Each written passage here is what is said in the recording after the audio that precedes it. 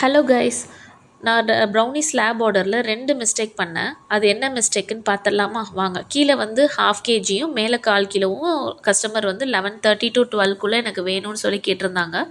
Okay அப்படின்னு சொல்லி எடுத்துட்டேன்.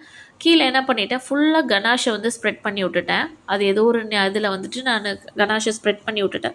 அதுக்கப்புறம் டிசைன்லாம் பண்ணிவிட்டு நாசல் டிசைன் பண்ணுறதுக்காக வச்சுருந்த கனாஷை வந்து சம்மர் டைம்ன்றதுனால கொஞ்சோண்டு ஃப்ரிட்ஜில் செட் பண்ணலான்னு சொல்லிட்டு கொஞ்சம் செட் பண்ணேன். அதுதான் நான் பண்ண செகண்ட் மிஸ்டேக்கு. ஃபஸ்ட் மிஸ்டேக்கு கனாஷை ஸ்ப்ரெட் பண்ணி விட்டது, அடுத்து ஃப்ரிட்ஜில் வச்சது. அது என்ன ஆயிடுச்சுன்னா, நான் அவ்வளோ ப்ரெஷர் கொடுத்து நான் நாசல் டிசைன் போடுறேன். அதில் கீழே இருக்க கனாஷில் அது ஒட்டலை, நாசல்லேருந்து அது வெளியே வரலை. ரொம்ப கஷ்டமாக போயிடுச்சு எனக்கு. அதுக்கப்புறம் டிசைன் ஏதோ பண்ணிவிட்டு அதில் வந்து சம்மர் டைமில் மெல்ட் ஆகுது.